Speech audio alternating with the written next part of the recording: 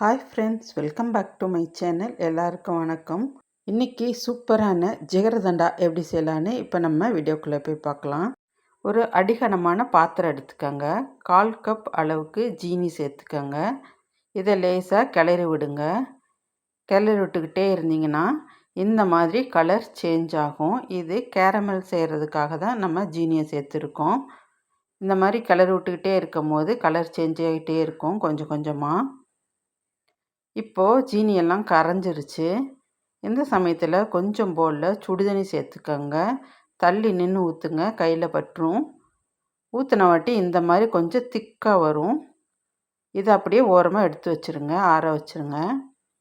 இப்போ நம்ம இன்னொரு அடிகனமான பாத்திரம் எடுத்துக்கோங்க. நான் இன்றைக்கி குக்கர் தான் எடுத்திருக்கேன். அதில் நல்ல திக்கான பால் ஊற்றிக்கோங்க. ஊற்றிட்டு சிம்மிலே வச்சு கொதிக்க விடுங்க. கொதிக்க வைக்கும் போது இந்த மாதிரி பால் ஏடு வரும். இதை ஓரமாக ஒதுக்கி வச்சுருங்க. கொஞ்சம் கொஞ்சமாக சேர சேர ஒதுக்கி வைங்க. இப்போ இதில் 1 ஸ்பூன் அளவுக்கு ஜீனி சேர்த்துக்கோங்க. அப்புறமா நம்ம செஞ்சு வச்சுருக்க கேரமல் 2 ஸ்பூன் அளவுக்கு இந்த பாலில் சேர்த்துக்கரலாம். சேர்க்கும் போது இந்த பால் கலர் சேஞ்ச் ஆகும். நல்லா ப்ரௌன் கலரில் வரும். இதை நல்லா கரைய விடுங்க பாலோட. அடுப்பை சிம்மிலே வச்சு கிளறி விடுங்க. சிம்மில் வச்சுட்டு மறுபடியும் ஃபாஸ்ட்டாக வச்சிங்கன்னா ஸ்டவ்வை இந்த மாதிரி பால் ஏடெல்லாம் மேலே எழும்பி வரும்.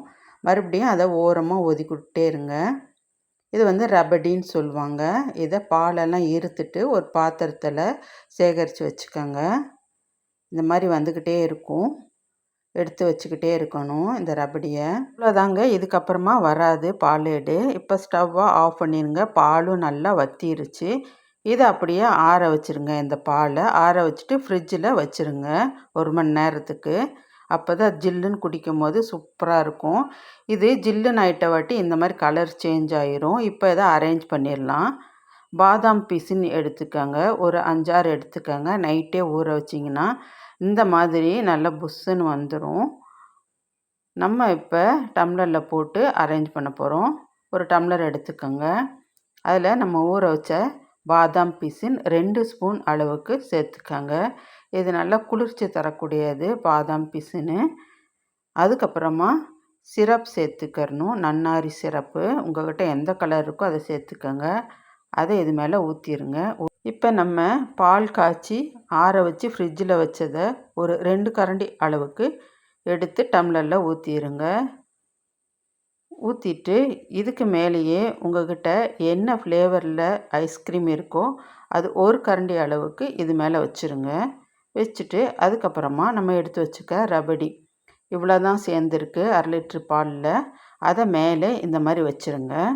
வச்சுட்டு ஃபைனலாக இந்த மாதிரி நன்னாரி சர்பத்து இல்லாட்டினா கேரமல் செஞ்சோம் இல்லையா, அந்த கேரமெல்லில் கொஞ்சம் போல் ஊற்றிட்டிங்கன்னா சூப்பரான ஹோம்மேட் ஜிகர்தண்டா ரெடி ஆயிருச்சுங்க. கண்டிப்பாக ட்ரை பண்ணி பார்த்துட்டு எப்படி இருக்குன்னு சொல்லுங்கள்.